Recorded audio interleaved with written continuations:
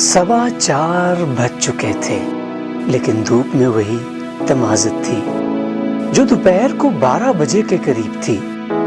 उसने बालकनी में आकर बाहर देखा तो उसे एक लड़की नजर आई जो बाजार धूप से बचने के लिए एक सायादार दरख्त की छांव में आलती पालती मारे बैठी थी। उसका रंग गहरा सांवला था, इतना सांवला कि वो दरख्तों की छांव का एक हिस्सा मालूम होता था। सुरिंदर ने जब उसको देखा तो उसने महसूस किया कि वो उसकी कुर्बत चाहता है। हालांकि वो इस मौसम में किसी की कुर्बत की भी ख्वाहिश न कर सकता था। मौसम बहुत वाहियात किस्म का था। 4:15 बज चुके थे। सूरज गुरूब होने की तैयारियां कर रहा था, लेकिन मौसम नहायत जलील था। पसीना था कि छूटा जा रहा था। खुदा मालूम कहां से मसामों के जरिए इतना पानी निकल रहा था कि पानी उसने ज्यादा से ज्यादा 4 घंटों में सिर्फ 1 गिलास पिया होगा, मगर पसीना बिला मुबालगा 4 गिलास निकला होगा। आखिर ये कहां से आया? जब उसने लड़की को दरख्त की छांव में आलती पालती मारे देखा तो उसने सोचा कि दुनिया में सबसे खुश यही है जिसे धूप की परवाह है न मौसम की। सुरिंदर पसीने में लथपथ था। उसकी बुनियान उसके जिस्म के साथ बुरी तरह चिमटी हुई थी। वो कुछ इस तरह महसूस कर रहा था जैसे उसके बदन पर किसी ने मोबिल ऑयल मल दिया हो। लेकिन इसके बावजूद जब उसने दरख्त की छांव में बैठी लड़की को देखा तो उसके जिस्म में ये ख्वाहिश पैदा हुई कि वो इसके पसीने के साथ घुल मिल जाए, उसके मसामों के अंदर दाखिल हो जाए। आसमान खाकस्तरी था। कोई भी वसोक से नहीं कह सकता था कि बादल है या महज गर्दो गुबार। बहरहाल इस गर्दो गुबार या बादलों के बावजूद धूप की झलक मौजूद थी और वो लड़की बड़े इत्मीनान से पीपल की छांव में बैठी सस्ता रही थी। सुरिंदर ने अब की गौर से उसकी तरफ देखा। उसका रंग गहरा सांवला, मगर नक्श बहुत तीखे कि वो सुरिंदर की आंखों में कई मर्तबा चुभे। मजदूर पेशा लड़की मालूम होती थी। ये भी मुमकिन था कि बेकारन हो, लेकिन सुरिंदर उसके मुतल्लिक कोई फैसला नहीं कर सका था। असल में वो ये फैसला कर रहा था कि आया इस लड़की को इशारा करना चाहिए या नहीं। घर में वो बहुत अकेला था। उसकी बहन मरी में थी, माँ भी उसके साथ थी, बाप मर चुका था। एक भाई उससे छोटा, वो बोर्डिंग में रहता था। सुरिंदर की उम्र 27-28 साल के करीब थी। इससे कबल वो अपनी 2 उधेड़ उम्र की नौकरानियों से 2-3 मर्तबा सिलसिला लड़ा चुका था। मालूम नहीं क्यों, लेकिन मौसम की खराबी के बावजूद सुरिंदर के दिल में ये ख्वाहिश हो रही थी कि वो पीपल की छांव में बैठी लड़की के पास जाए या उसे ऊपर ही से इशारा करे ताकि वो उसके पास आ जाए और वो दोनों एक दूसरे के पसीने में गोता लगाएं और किसी नामालूम जजीरे में पहुंच जाएं। सुरिंदर ने बालकनी के कटहरे के पास खड़े होकर जोर से खनखारा, मगर लड़की मुतवज्जो न हुई। सुरिंदर ने जब कई मर्तबा ऐसे किया और कोई नतीजा बरामद न हुआ तो उसने आवाज दी, अरे भाई जरा इधर तो देखो। मगर लड़की ने फिर भी उसकी तरफ न देखा। वो अपनी पिंडली खुजलाती रही। सुरिंदर को बहुत उलझन हुई। अगर लड़की की बजाय कोई कुत्ता होता तो वो यकीनन उसकी आवाज सुनकर उसकी तरफ देखता। अगर उसे इसकी ये आवाज नापसंद होती तो भौंकता, मगर इस लड़की ने जैसे उसकी आवाज सुनी ही नहीं थी। अगर सुनी थी तो अनसुनी कर दी गई।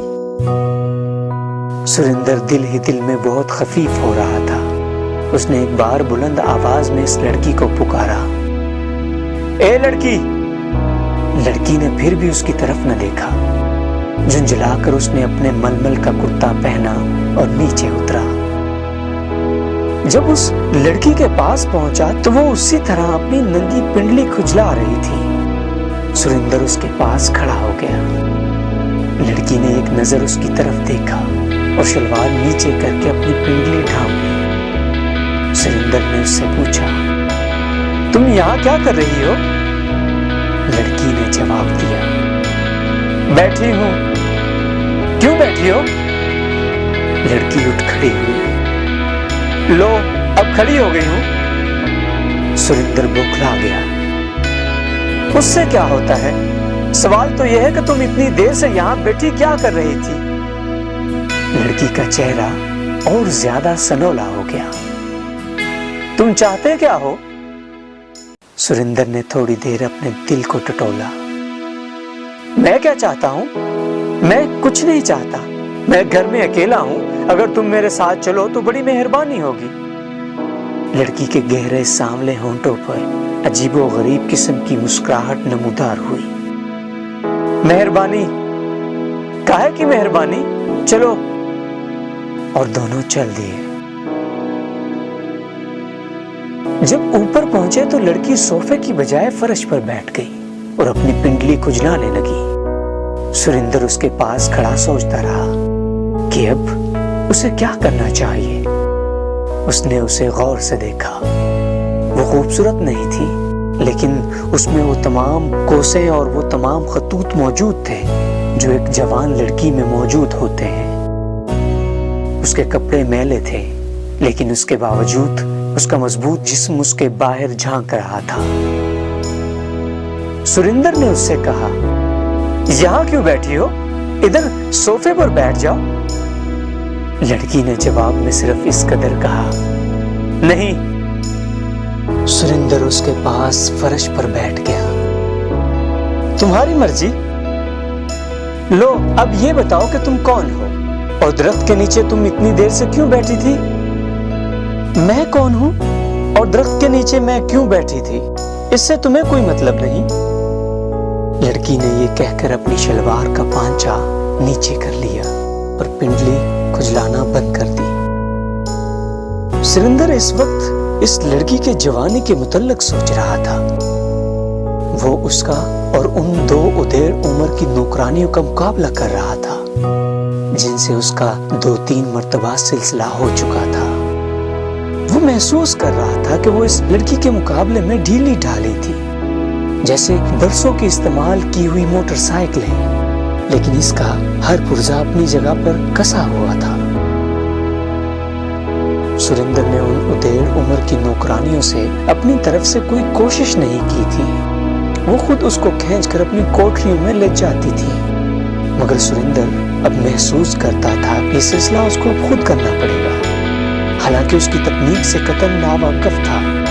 बहरहाल उसने अपने एक बाजू को तैयार किया और उसे लड़की की कमर पर हमाल कर दिया। लड़की ने एक जोर का झटका दिया। ये क्या कर रहे हो तुम? सुरेंद्र एक बार फिर बौखला गया। मैं कुछ भी नहीं। लड़की के गहरे सांवले होठों पर अजीब किस्म की मुस्कुराहट नमूदार हुई। आराम से बैठे रहो। सुरेंद्र आराम से बैठ गया, मगर उसके पसीने में हलचल और ज्यादा बढ़ गई। चुनाचे उसने हिम्मत से काम लेकर लड़की को पकड़कर अपने सीने के साथ भींच लिया। लड़की ने बहुत हाथ पांव मारे, मगर सुरेंद्र की गिरफ्त मजबूत थी। वो फर्श पर चित गिर पड़ी। सुरेंद्र उसके ऊपर था। उसने धड़ाधड़ उसके गहरे सांवले होंठ चूमना शुरू कर दिए। लड़की बेबस थी। सुरेंद्र का बोझ इतना था कि वो उसे उठाकर फेंक नहीं सकती थी। बवजह मजबूरी उसके गीले बोसे बर्दाश्त करती रही।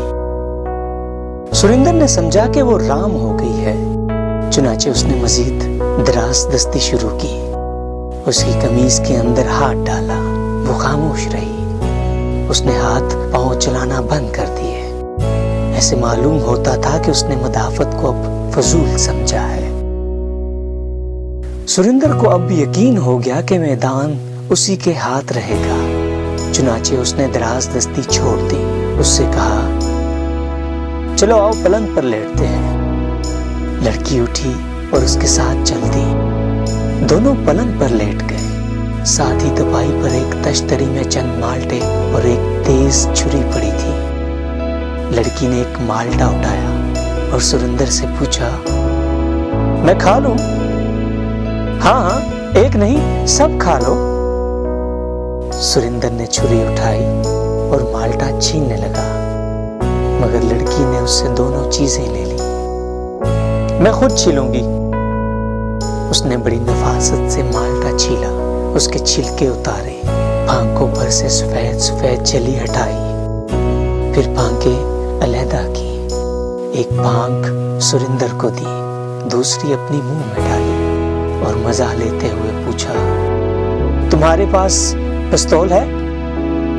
सुरिंदर ने जवाब दिया, हाँ, तुम्हें क्या करना है?